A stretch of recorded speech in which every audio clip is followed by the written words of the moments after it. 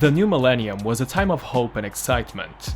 Computer technology was at the height of its revolutionary development, already establishing a mainstay in businesses and the domestic market. The transition to the new millennium is remembered by the Y2K problem and how this new technology would lead to world destruction. It's still working! I see the nuke!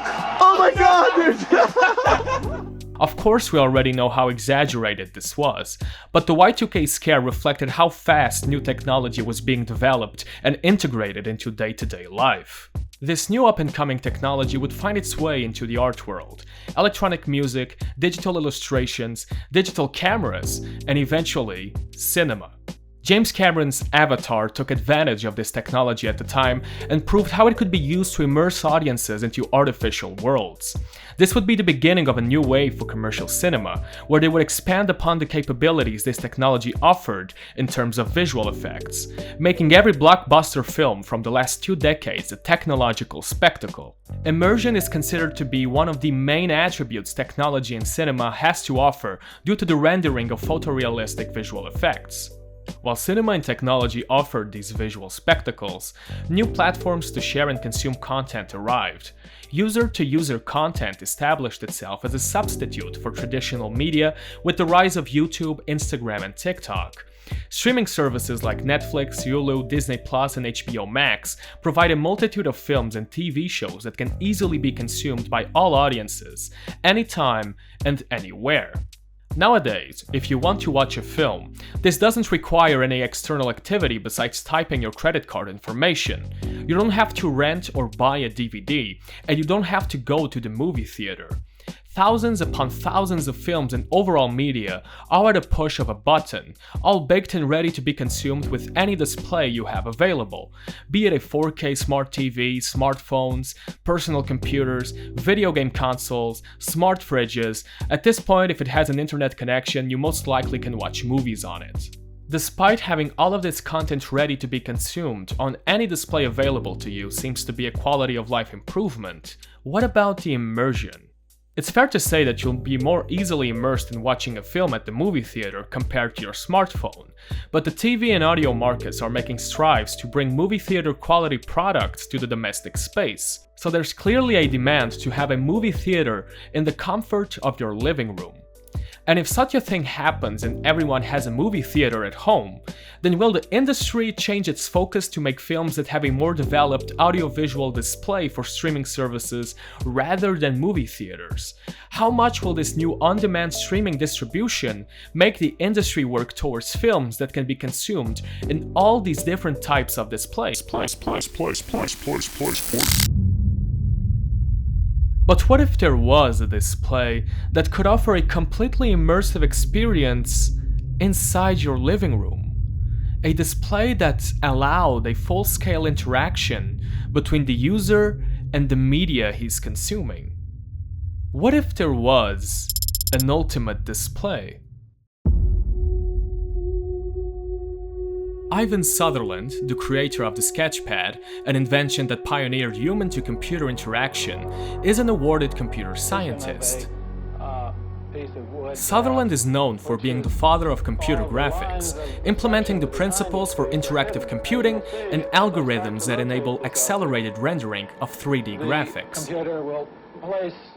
In 1965, as an associate professor of electrical engineering at Harvard, Sutherland built a virtual reality system composed of US military technology. This system would later be called the Sword of Damocles. It would be a cornerstone for the development of VR technology, but Sutherland also established a vision for the development of this immersive space, calling it the ultimate display. Sutherland said the ultimate display would, of course, be a room within which the computer can control the existence of matter. A chair displayed in such a room would be good enough to sit in. Handcuffs displayed in such a room would be confining, and a bullet displayed in such a room would be fatal. With appropriate programming, such a display could literally be the wonderland into which Alice walked. Imagine becoming your own shadow and being able to interact with other people's shadows in a simulated space. That's not the issue. The fact of the matter is, in virtual reality, there is no limit to of what we can do. Today, VR is still in its infancy, but as computers grow more powerful, the graphics more detailed, and the sensations more human, virtual reality will force us to ask, what is real? The first three-dimensional stereo immersive 32-bit video game system ever. My name is Paul Merlucky, and I'm a virtual reality enthusiast and the designer of the Rift. And I think that virtual reality is going to be not just consumerized, but I think it's going to be mainstream as well. We became friends and just started talking about what we were doing with Oculus. So he tries it on, he takes it off, and his first thing is, so that was probably one of the coolest things I've ever seen in my life, and maybe ever will see. How can I help? At that point, did you say $2 billion? Our company is now Meta. Big tech, big brands, big ambitions. There's another type of property on the market, digital property. Sales shot up in 2021, generating more than $500 million.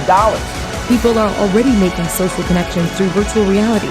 On this game, you can make real money. I've met a lot of people that prefer to club in VR clubs because they don't feel clustered. $10 billion is just a number that I had trouble processing. I feel sick to my stomach thinking about that much money being spent. What we have today in virtual reality is very primitive, but it's already capable of providing experiences that you can't get any other way.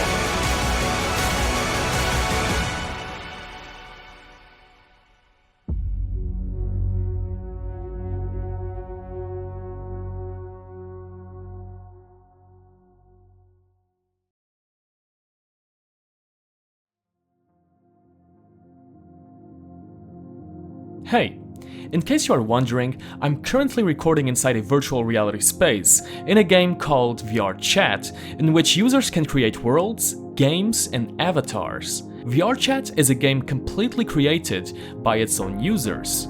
This space where many players freely express themselves with user-to-user content is a perfect example of what makes virtual reality a fascinating technology: transportation and personal presence. In VR, personal presence is the first thing that many people fall in love with. This presence is established by a realistic reproduction of how we interact with objects and environments, and how they interact with us. Once this reproduction is in place and you understand how to navigate inside this immersive space, things get really real, really quick. Okay, but so what? How can this be considered a medium that has potential for cinema? Well, because of this established feeling of personal presence inside of VR, transportation is also more achievable. Melanie Green and Timothy Brock say that transportation happens when individuals are absorbed into a story or transported into a narrative world, where they may show effects of the story on their real-world beliefs. This means that the immersion VR technology offers can enable a higher level of narrative transportation for the viewer. It allows the experience of truly being inside a movie. And in case you're wondering, yes, you can watch any film or video in an IMAX type of display inside virtual reality, but it's not perfect.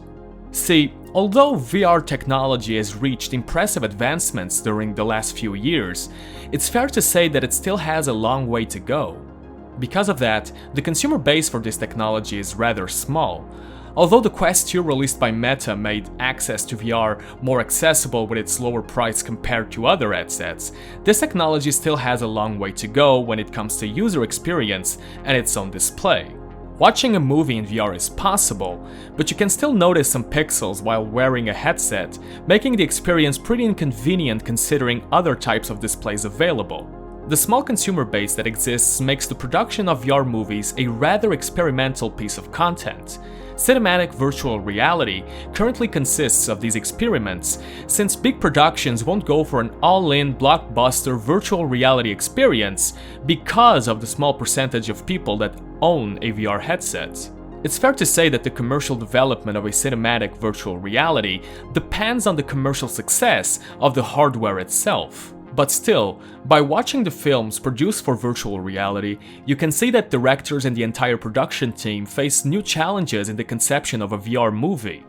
The visual vocabulary we know in cinema needs to be somewhat reworked for this technology. Considering the 360 point of view that audiences have with VR, there seems to be new challenges directors have to understand, one of which is how to control the perspective of the viewer. The perspective of the viewer is correlated with the rhythm and placement of each element around the spectator. With that being said, it seems that this role that in traditional filmmaking belongs to post-production becomes part of the pre-production inside a cinematic virtual reality. And since we also have the natural instinct of searching for the source of a sound, planned sound mixing can also be an important part of pre-production for this new medium. Dear Angelica. In my opinion, Dear Angelica is a great example. Its use of sounds and text that guides the viewer's perspective is great, and the art style allows for seamless transitions. Because of that, the personal presence is preserved, allowing narrative transportation. However, what this short film does is not something that can translate into something absolute for the development of VR movies. It has its own style that can't be used in other genres, such as horror, for example. But that's the beauty of it. Cinematic virtual reality isn't just about developing immersive content. Immersion in a VR film can only be achieved through a distinct narrative presentation. There's no amount of CGI that can reach high levels of immersion without a creative and carefully structured presentation dedicated to virtual reality. Cinematic virtual reality is in its early stages, with a lot of experimental projects offering unique experiences and exploring the endless possibilities this technology offers. As I said earlier, cinematic virtual reality depends on the commercial success of the hardware for it to grow and expand into larger films.